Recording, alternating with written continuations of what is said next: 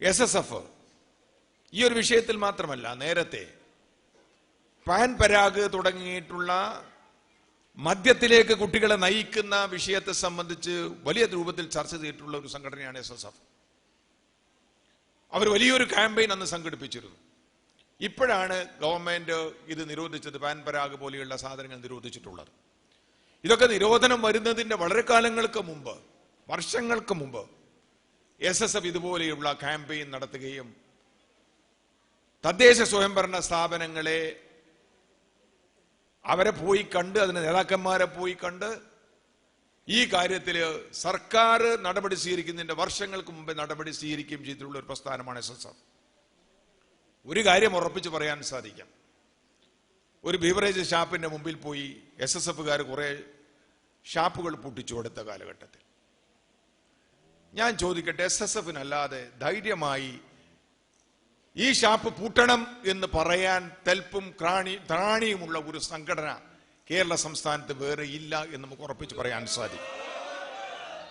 ആർക്കാ പറയാൻ സാധിക്കും? ഏത് യുവജന സംഘടനക്ക്, ഏത് വിദ്യാർത്ഥി സംഘടനക്ക് പറയാൻ സാധിക്കും? എത്ര പേരുണ്ട് അതിൽ മദ്യം കഴിക്കാത്ത ആളുകൾ? മദ്യത്തിനെതിരായി, ബാറിനെതിരായി സമരം നടത്തുമ്പോൾ അത് ഉറച്ചു പറയാൻ സാധിക്കുന്ന ഒരു സംഘടന ഏതുണ്ട്? തീർച്ചയായിട്ടും SSFന് അത് പറയാൻ സാധിക്കും. ഈ ഞാൻ നേരത്തെ സൂചിപ്പിച്ചതുപോലെ മയക്കുമരുന്നിനെതിരായി, ഇതുപോലെയുള്ള സ്കൂളുകളുടെ പരിസരത്തിൽ വിൽക്കപ്പെടുന്ന പാൻ പരാഗ് പോലെയുള്ള വസ്തുക്കളുടെ വിൽപ്പനക്കെതിരായി SSF നടത്തിയിട്ടുള്ള ധീരമായ സമരം, ആ സമരത്തിന്റെ രണ്ടാം ഘട്ടമാണ് ഇപ്പൊ നടക്കുന്നത്. നിരവധിയായ ഷാപ്പുകളാണ് പൊട്ടിച്ചത്.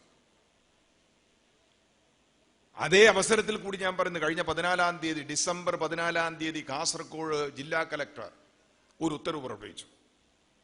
ഞാൻ ആരെയും വിമർശിക്കുകയല്ല.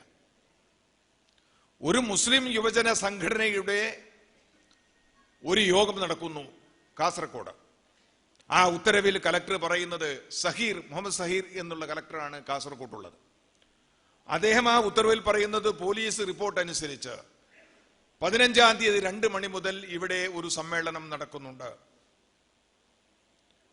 മുൻപ് കാസർഗോഡ് ഉണ്ടായ വർഗീയ സംഘർഷത്തിന്റെ അടിസ്ഥാനത്തിൽ, അത് പഠനവിധേയമാക്കിയതിന്റെ അടിസ്ഥാനത്തിൽ 15-ാം തീയതി മദ്യഷാപ്പുകളും ബാറുകളും കാസർഗോഡ് പ്രവർത്തിക്കുന്നത് ക്രമസമാധാന പ്രശ്നമുണ്ടാക്കും, വർഗീയ കലാപമുണ്ടാക്കും എന്നുള്ള പോലീസിന്റെ റിപ്പോർട്ട് പൂർണ്ണമായി എനിക്ക് വിശ്വാസം ആയിരിക്കുന്നതിനാൽ 15-ാം തീയതി കാസർഗോഡ് മുനിസിപ്പാലിറ്റിയിൽ ബാറുകളോ അതുപോലെയുള്ള മദ്യത്തിന്റെ ഔട്ട്ലെറ്റുകളോ, ബീവറേജസ് കോർപ്പറേഷന്റെ ഔട്ട്ലെറ്റുകളോ, കള്ള് ഷാപ്പുകളോ പ്രവർത്തിക്കാൻ പാടില്ല, അടച്ചു പൂട്ടണം എന്ന് ജില്ലാ കലക്ടർ ഉത്തരവ് പുറപ്പെടുവിച്ചു എന്ന് നമ്മൾ മനസ്സിലാക്കണം.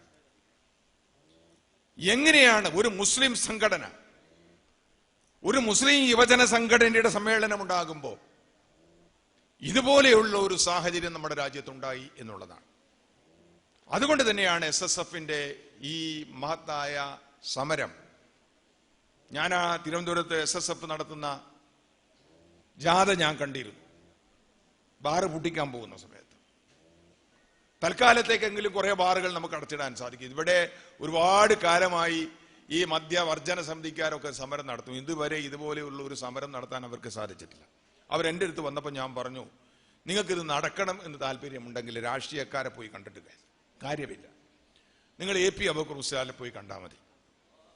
അദ്ദേഹം ഈ കാര്യത്തിൽ SSFന്റെ കുട്ടികളോട് ഇറങ്ങാൻ പറഞ്ഞാൽ അവരിറങ്ങും, പൂട്ടിക്കാൻ പറഞ്ഞാൽ അവർ പൂട്ടിക്കും.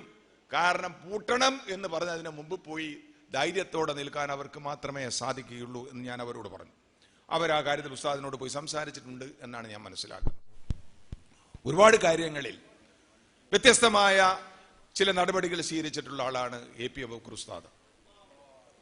കാര്യത്തിൽ ഒരു സംശയവുമില്ല. നമ്മുടെ അബ്ദുൽ നാസർ മദനിയുടെ കാര്യം, അദ്ദേഹമാണ് രാഷ്ട്രീയക്കാര് അറച്ചു നിന്ന ഒരു സാഹചര്യത്തിൽ, ആരും അത് പറയാൻ ധൈര്യപ്പെടാതിരുന്ന ഒരു സാഹചര്യത്തിൽ, മദനിയെ സംബന്ധിച്ച് സംസാരിച്ചാൽ ഞാൻ രാജ്യദ്രോഹിയാകുമോ എന്ന് സംശയിച്ച് ഒരാൾക്കും അത് പറയാൻ സാധിക്കാത്ത സാഹചര്യത്തിൽ, നമ്മളത് പറയാൻ വേണ്ടി ഏൽപ്പിച്ചിട്ടുള്ള ജനപ്രതിനിധികൾ പോലും മടിച്ചു നിന്ന ഒരു സാഹചര്യത്തിൽ കർണാടക മുഖ്യമന്ത്രിയെ പോയി കാണാൻ ധൈര്യം കാണിച്ചു, അദ്ദേഹം അത് ആവശ്യപ്പെട്ടു. പക്ഷേ കേരള നിയമസഭയിൽ ഞങ്ങൾ ആവശ്യപ്പെട്ടു ഒരു സർവകക്ഷി സംഘത്തെ അയക്കണം. കാരണം പല സംഘടനകളും പല രൂപത്തിലാണ് സംസാരിക്കുന്നത്. ഒരു സർവകക്ഷി നിവേദക സംഘം കർണാടക മുഖ്യമന്ത്രിയെ പോയി കാണണം. കാരണം കർണാടക മുഖ്യമന്ത്രി ബഹുമാനപ്പെട്ട AP ഉസ്താദിനോട് പറഞ്ഞു, എന്നോട് ഇതുവരെ ആരും ഈ കാര്യം സംസാരിച്ചിട്ടില്ല, ഇനി ഒരു ജാമ്യാപേക്ഷ കൊടുക്കുകയാണെങ്കിൽ എതിർക്കാതിരിക്കുന്നതിന് നടപടികൾ സ്വീകരിക്കും എന്ന് ഉസ്താദിനോട് പറഞ്ഞു എന്നാണ് നമ്മൾ മനസ്സിലാക്കുന്നത്. അപ്പോഴാണ് മദനി പുറത്തു വരും എന്ന് ചില ആളുകൾക്ക് തോന്നിയത്. അപ്പോഴാണ് 6 മാസം 8 മാസം മുമ്പ് വന്ന മെഡിക്കൽ റിപ്പോർട്ട് പരിശോധിക്കാൻ വേണ്ടി ചില ആളുകൾ ശ്രമിച്ചതും അതിനെ തകിടം മറിക്കുവാനുള്ള ശ്രമങ്ങളൊക്കെ നടത്തിയത്. ഞാൻ ആ കാര്യങ്ങളിലേക്കൊന്നും കടക്കുന്നില്ല.